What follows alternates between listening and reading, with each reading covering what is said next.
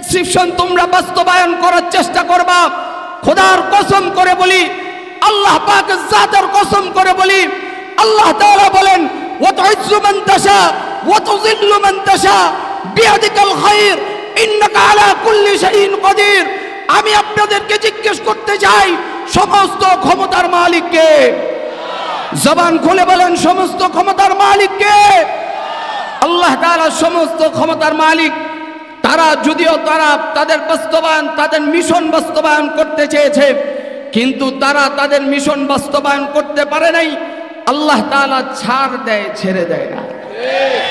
যেমন ফেরাউনকে আল্লাহ ছাড় দিয়েছে, ছেড়ে দেয় নাই। ফেরাউন ছাড় পেতে পেতে এক পর্যায়ে ফেরাউন বলছে কি, আনা রাব্বুকুমুল আ'লা, আমি তোমাদের সবচেয়ে বড় খোদা। আল্লাহ তাআলা তারপরেও ফেরাউনকে ছাড় দিছে। ফেরাউন আল্লাহ তাআলার নাফরমানি করছে, আল্লাহ তাআলা ঢিল দিছেন। নবী মুসা আলাইহিস সালাতু ওয়াস সালামের বিরুদ্ধাচরণ করা শুরু করছে। শুধু তাই না, মুসা আলাইহিস সালাতু ওয়াস সালামকে হত্যা করার জন্য রওনা করেছেন। আল্লাহ তাআলা ফেরাউনকে ছাড় দিছে। ফেরাউন কতটুকু পর্যন্ত আগাতে পারে? যখন মুসা আলাইহিস সালাতু ওয়াস সালাম আল্লাহর কুদরতে নীল নদের উপর দিয়ে আল্লাহ রাস্তা করে দেওয়ার পর পার হয়ে গেছেন, ফেরাউন মুসা আলাইহিস সালাতু ওয়াস সালামকে হত্যা করার জন্য ওই রাস্তা দিয়ে রওনা করছে। আল্লাহ পানিকে নির্দেশ করছেন, পানি একাকার হয়ে যাও। সমস্ত রাস্তাগুলো নিমিষেই শেষ হয়ে, সমস্ত রাস্তাগুলো ধ্বংস হয়ে পানিগুলি একাকার হয়ে গেছে।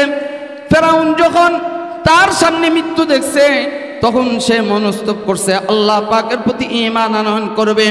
তখন বলা শুরু করছে, আমানতু বিরাব্বি মুসা ওয়া হারুন, আমি মুসা এবং হারুনের রবের উপর ঈমান আনয়ন করলাম। আল্লাহ তাআলা বলেন তার ঈমান আনয়ন করার সময় বহুত আগে শেষ হয়ে গেছে। আল-আনা ওয়াকাদ আসাইতা ক্বাবলু ওয়া কুনতা মিনাল মুফসিদিন, ইতিপূর্বে জমিনের মধ্যে ফিতনা ফাসাদ করছো, দাঙ্গা হাঙ্গামা সৃষ্টি করছো, আর এখন বুঝি তুমি ঈমান আনয়ন করতে চাচ্ছ? তোমার ঈমান আনয়ন করার সময় শেষ। আল্লাহ যেন কুদরতিভাবে বাংলাদেশের মধ্যে এটা দেখায় দিছে, জালেম ফ্যাসিস্ট লেডি ফেরাউন সে একের পর এক মানুষকে হত্যা করছে, গুম করছে, খুন করছে। শুধু তাই না, আলেম উলামাদেরকেও, নিরপরাধ আলেম উলামাদেরকেও দিনের পর দিন, মাসের পর মাস, বছরের পর বছর জেলের মধ্যে আবদ্ধ করছে। আল্লাহ তাআলা তাদেরকে ছাড় দিছে। সর্বশেষ আল্লাহর যখন সময় শেষ হয়ে গেছে, ফেরাউন লেডি ফেরাউনের সময় যখন শেষ হয়ে গেছে, আমরা কোনো অস্ত্র ধরি নাই, কোনো অস্ত্র আমরা, কোনো হাতিয়ার আমরা হাতে নেই নাই। ছোট্ট ছোট্ট বাচ্চারা, স্কুল কলেজ পড়ুয়া, এই সমস্ত ছেলেরা ধাওয়া দিছে। আর এই ধাওয়ার কারণে সে তার দাদা বাবুদের দেশে পাড়ি জমাতে বাধ্য হয়েছে। আধা ঘন্টা সময় চেয়েছিল, আল্লাহর পক্ষ থেকে যেন বলা হয়েছে না, তোদেরকে অনেক সময় দিয়েছিলাম, ফেরাউনের মতো অনেক সময় পেয়েছো, তোমার আর সময় দেওয়া যাবে না। সে দাদা বাবুদের দেশে পাড়ি জমিয়েছে। দেখেন, এখানে একটা বিষয় লক্ষণীয়, বহির্বিশ্বে আশ্রয় নেওয়ার জন্য, রাজনৈতিক আশ্রয় নেওয়ার জন্য অনেক মুসলিম রাষ্ট্র ছিল। আফগানিস্তান ছিল, সৌদি ছিল, ইরাক ছিল, ইরান ছিল, মুসলিম অনেক রাষ্ট্র ছিল, কিন্তু অন্য কোনো দেশে পাড়ি জমাতে পারে নাই। তার কারণ হলো সুস্পষ্ট হয়ে গেছে, এই লেডি ফেরাউন দাদা বাবুদের, হিন্দু মালাউনদের দালাল, হিন্দু মালাউনদের দালাল।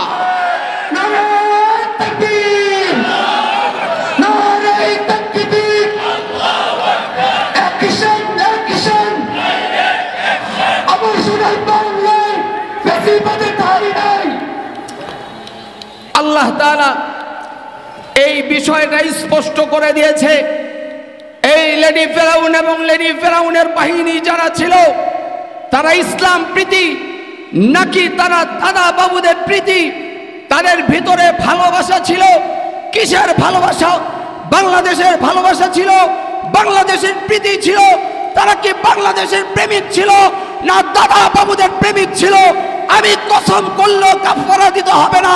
সুস্পষ্ট ভাষায় বলতে চাই, তারা বাংলাদেশের প্রেমিক ছিল না, তারা দাদা বাবুদের প্রেমিক ছিল।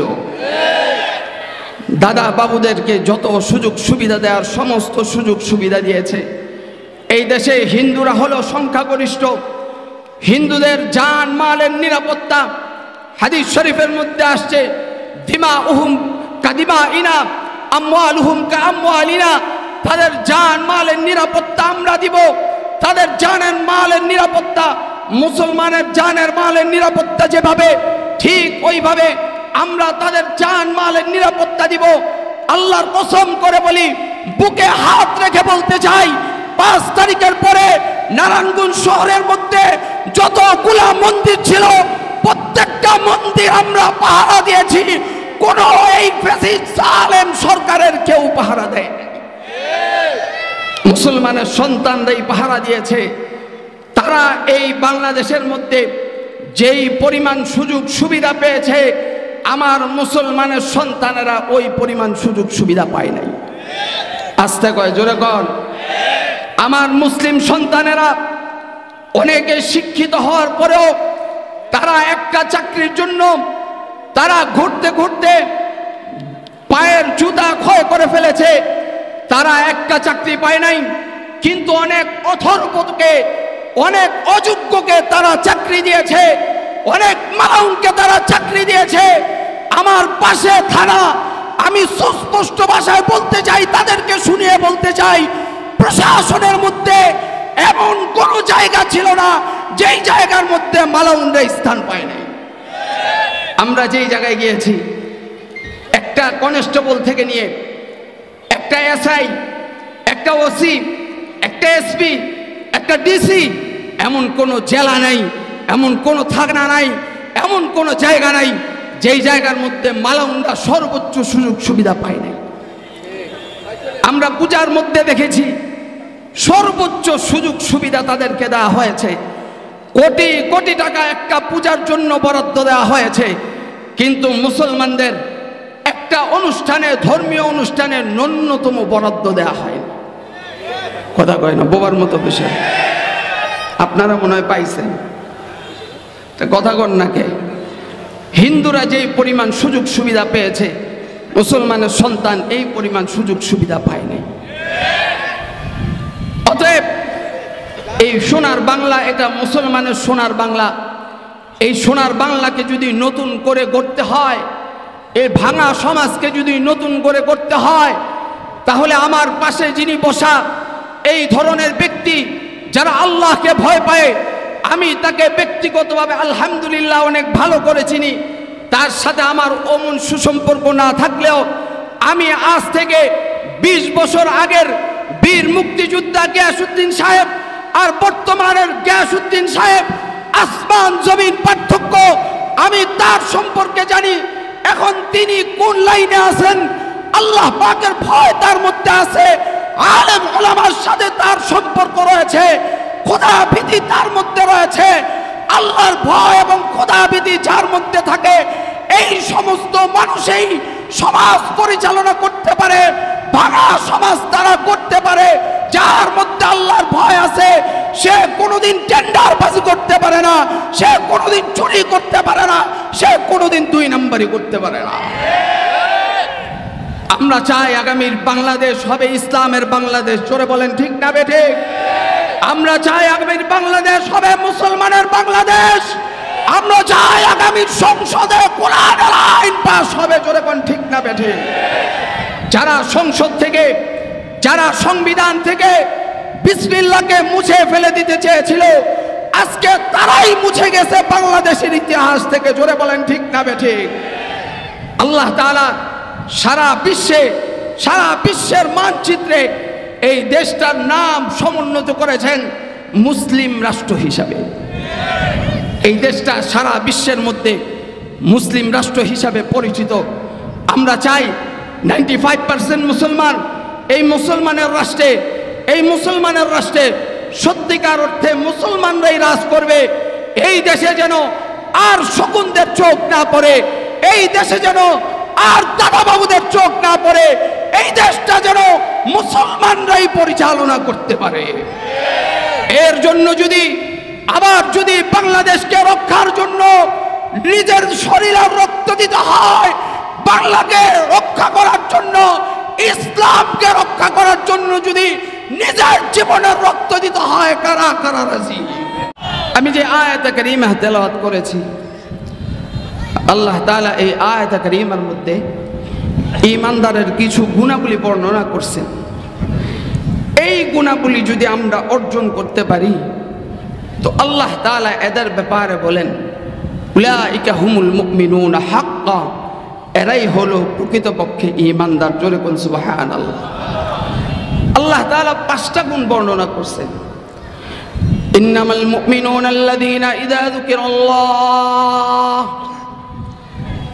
ইন্নামাল মুমিনুনা আল্লাযীনা ইযা যুকিরাল্লাহ ওয়াজিলাত কুলুবুহুম।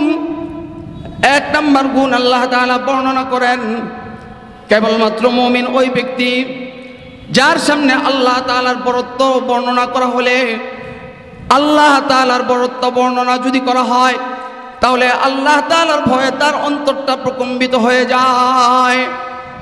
যার অন্তরে আল্লাহ তাআলার মুহাব্বত আছে, যার অন্তরে আল্লাহ তাআলার প্রীতি আছে, আল্লাহর ভালোবাসা আছে, সেই মুমিন। অন্য আয়াতের মধ্যে আল্লাহ তাআলা বলেন উলাইকা হুমুল মুমিনুনা হাক্কা ওয়াল্লাযীনা আমানু আশাদ্দু হুব্বান লিল্লাহ। আল্লাহ তাআলা বলেন ঈমানদাররাই সবচেয়ে আল্লাহকে বেশি ভালোবাসে। জোরে কোন সুবহানাল্লাহ। কারণ সবচেয়ে বেশি ভালোবাসা, সবচেয়ে বেশি মুহাব্বত ঈমানদারের ভিতরে আল্লাহ তাআলার প্রতি। ঈমানদার ছাড়া আল্লাহকে অন্য আর কেউ ভালোবাসতে পারে না। এই জন্য আল্লাহ তাআলার মায়া আর মুহাব্বত থাকার কারণে আল্লাহ তাআলার ভয়, প্রকৃতপক্ষে আল্লাহর ভয় ঈমানদারের মধ্যেই আছে। যে ঈমানদারের মধ্যে আল্লাহ তাআলার ভয় আছে, আল্লাহ তাআলার ভয়ে ওই ঈমানদার কোনো অন্যায় অশ্লীল কাজের মধ্যে লিপ্ত হতে পারে না। আল্লাহ তাআলার ভয় যার অন্তরের মধ্যে আছে সে কোনো 2 নম্বরের মধ্যে লিপ্ত হতে পারে না। আল্লাহর ভয় যার অন্তরের মধ্যে আছে সে কোনো চুরি ডাকাতি করতে পারে না। আল্লাহর ভয় যার অন্তরের মধ্যে আছে সে জিনা করতে পারে না। আল্লাহর ভয় যার অন্তরের মধ্যে আছে সে 2 নম্বরই করতে পারে না। আল্লাহর ভয় যার অন্তরের মধ্যে আছে সেই ব্যক্তি জুলুম করতে পারে না। আল্লাহর ভয় যার অন্তরের মধ্যে আছে সে নামাজ কাজা করতে পারে না। আল্লাহর ভয় যার অন্তরের মধ্যে আছে সেই ব্যক্তি রোজা কাজা করতে পারে না, রোজা ছাড়তে পারে না। কারণ আল্লাহর মুহাব্বতে সে সর্বোচ্চ আল্লাহর হুকুম পালন করার চেষ্টা করে। জোরে কোন সুবহানাল্লাহ। এই জন্য আল্লাহ তাআলা বলেন ঈমানদাররা আল্লাহকে ভয় করবে, ঈমানদাররা সর্বোচ্চ আল্লাহকে ভয় করবে। আল্লাহ তাআলার নাম শুনলেই সে সেইটাকে সর্বোচ্চ প্রায়োরিটি দেওয়ার চেষ্টা করবে। হযরত আব্দুল্লাহ ইবনে মুবারক রাহমাতুল্লাহি আলাইহি, আব্দুল্লাহ ইবনে মুবারক রাহমাতুল্লাহি আলাইহি তার যুগের সবচেয়ে বড় বুজুর্গ ছিলেন। আব্দুল্লাহ ইবনে মুবারক রাহমাতুল্লাহি আলাইহি অনেক বড় একজন আবেদ ছিলেন। আব্দুল্লাহ ইবনে মুবারক রাহমাতুল্লাহি আলাইহি ইন্তেকাল করার পর এক বুজুর্গ আব্দুল্লাহ ইবনে মুবারক রাহমাতুল্লাহি আলাইহিকে জিজ্ঞেস করেন, হে আব্দুল্লাহ ইবনে মুবারক, আল্লাহ তাআলা আপনার সাথে কেমন আচরণ করছে? বলে আলহামদুলিল্লাহ, আল্লাহ পাকের মেহেরবানি, আল্লাহ তাআলা দয়া করে মায়া করে আমাকে জান্নাত দিয়ে দিছে। আব্দুল্লাহ ইবনে মুবারক রাহমাতুল্লাহি আলাইহি বলেন, তবে এই জিনিসটা আমি বুঝতে পারলাম না। আমার বাড়ির সামনে একজন কামার ছিল, ওই কামার আমার চেয়ে আরো বড় জান্নাতের মালিক হয়ে গেছে। জোরে কোন সুবহানাল্লাহ। ওই বুজুর্গ স্বপ্নে ঘুম ভাঙার পরে সকালবেলা আব্দুল্লাহ ইবনে মুবারক রাহমাতুল্লাহি আলাইহির বাড়ির সামনে যেই কামারের বাড়ি, ওই কামারের বাড়িতে খবর নিতে গেছে। ওই কামারের বাড়িতে খবর নিতে গিয়ে তার স্ত্রীকে জিজ্ঞেস করে, আপনার স্বামী এমন কি আমল করত যে আমলের কারণে আপনার স্বামী আব্দুল্লাহ ইবনে মুবারকের চেয়ে আরো বড় জান্নাতের মালিক হয়ে গেছে?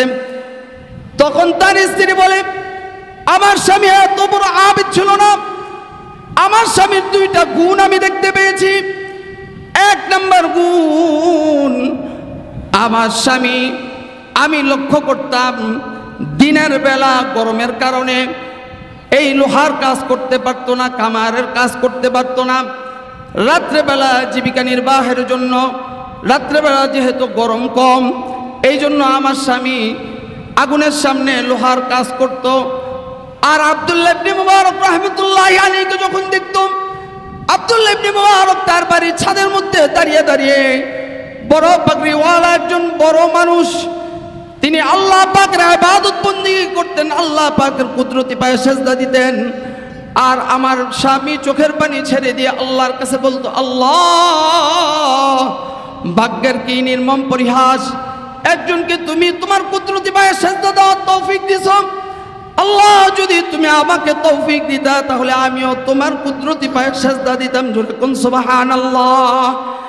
আল্লাহ, জীবিকা নির্বাহের জন্য রাত্রেবেলা আমার এই কামারের কাজ করতে হয়, এই জন্য আমি তোমার কুদরতি পায়ে সেজদা দিতে পারলাম না। আল্লাহ, যদি তুমি আমাকে সুযোগ দিতা তাহলে আমি রাত ভর ইবাদত বন্দেগী করতাম। এই আমার স্বামীর একটা গুণ ছিল, লজ্জতে ঈমান, হালাওয়াতে ঈমান, হালাওয়াতে ইবাদত। ইবাদতের স্বাদ আমার স্বামীর অন্তরের মধ্যে আমি পরিলক্ষিত পেয়েছি।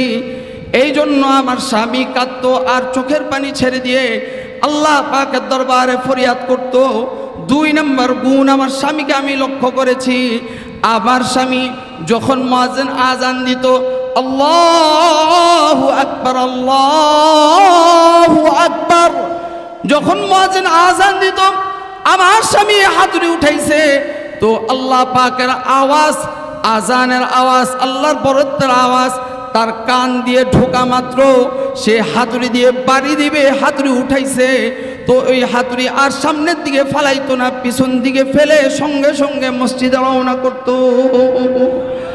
আরো আস্তে কোন সুবহানাল্লাহ, জোরে কোন সুবহানাল্লাহ। যারা যারা সুবহানাল্লাহ বলছেন আলহামদুলিল্লাহ, প্রত্যেকের নামে নামে জান্নাতে একটা করে গাছ হয়ে গেছে। আবার যারা যারা সুবহানাল্লাহ বলছেন আরেকটা গাছ হয়ে গেছে, আরেকটা গাছ হয়ে গেছে, আরেকটা গাছ হয়ে গেছে। এইভাবে সারা রাত বলতে থাকবেন আলহামদুলিল্লাহ, জান্নাতে প্রত্যেকের নামে নামে একটা করে গাছ হতে থাকবে। তো 1 নম্বর গুণ, আল্লাহ তাআলার ভয় অন্তরের মধ্যে থাকা, আল্লাহ তাআলার মুহাব্বত অন্তরের মধ্যে থাকা, এটা ঈমানদারের গুণ। ওয়াইযা তুলিয়াত আলাইহিম আয়াতুহু যাদাতহুম ঈমানা। 2 নম্বর গুণ ঈমানদারের, ঈমানদার কোরআন তেলাওয়াত করনেওয়ালা হবে অথবা কোরআন তেলাওয়াত শুননেওয়ালা হবে। কোরআন তেলাওয়াত শ্রবণ করবে, কোরআন তেলাওয়াত করবে, অথবা কোরআন তেলাওয়াত করবে অথবা কোরআন তেলাওয়াত শুনবে। যেই কাজটাই করুক না কেন, কোরআন তেলাওয়াত করলে অথবা কোরআন তেলাওয়াত শুনলে আল্লাহ তাআলা তার ঈমানের নূর বাড়ায় দিবে। জোরে কোন সুবহানাল্লাহ। হাদিস শরীফের মধ্যে আসছে, যেই ব্যক্তি কোরআনের একটা হরফ তেলাওয়াত করবে আল্লাহ তাআলা তার আমলনামায় কমপক্ষে 10টা করে নেকি দান করবে। রাসূল বলেন, কোন ব্যক্তি যদি আলিফ লাম মিম শুধু এতটুকু তেলাওয়াত করে আল্লাহ তাআলা তার আমলনামায় কমপক্ষে 30টা নেকি দান করবে। সামনে রমজান আসতেছে, রমজানে কেউ যদি একটা হরফ তেলাওয়াত করে আল্লাহ তার আমলনামায় কমপক্ষে 70টা নেকি দান করবেন। যদি নামাজের মধ্যে তেলাওয়াত করে আল্লাহ তাআলা, কোন মুফাসসির বলেন আল্লাহ তাআলা তার আমলনামায় 7000 নেকি দান করবে। রমজান মাসে যদি কেউ 1 খতম কোরআন শরীফ পড়ে আর যদি নামাজের মধ্যে 1 খতম তেলাওয়াত করতে পারে, তারাবির নামাজের মধ্যেই যদি আপনি কোরআন পড়তে পারেন না, 1 খতম কোরআন শরীফ আপনি নামাজের মধ্যে শুনছেন, তো কোন মুফাসসির বলেন আল্লাহ তাআলা তার আমলনামায় 7000 কোরআনের সওয়াব দান করবে। লাভ না লস? আরো জোরে কোন, লাভ না লস? তো কোরআন তেলাওয়াত করলে অথবা কোরআন তেলাওয়াত শুনলে আল্লাহ তার ঈমানের নূর বাড়ায় দিবে, ঈমানের নূর বাড়ায় দিবে। ওয়াইযা তুলিয়াত আলাইহিম আয়াতুহু যাদাতহুম ঈমানা। যখন তার সামনে কোরআন তেলাওয়াত করা হয় আর ঈমানদার মনোযোগ সহকারে কোরআন তেলাওয়াত শুনে, আল্লাহ তাআলা তার ঈমানের নূর বাড়ায় দিবে। এই জন্য ঈমানদার হিসাবে কোরআন তেলাওয়াত শিক্ষা করা, তাসহিহ কোরআন, কোরআন তেলাওয়াত শিক্ষা করা, কোরআন অনুধাবন করা, কোরআনকে রিসার্চ করা, কোরআন নিয়ে গবেষণা করা, এটা ঈমানদারের কাজ। মুসলমানের সন্তান হিসাবে আপনি যত শিক্ষায় শিক্ষিত হন না কেন, আল্লাহ তাআলা আপনাকে জিজ্ঞেস করবে না তুমি পিএইচডি করছো কিনা, তুমি অমুক শিক্ষায় শিক্ষিত হয়েছো কিনা, তুমি ইংরেজি শিখেছো কিনা। আল্লাহ তাআলা মুসলমানের সন্তান হিসেবে জিজ্ঞেস করবে তুমি কোরআন তেলাওয়াত শিখছো কিনা, এটা জবাব দিয়ে যাও। আল্লাহ তাআলার কাছে জবাব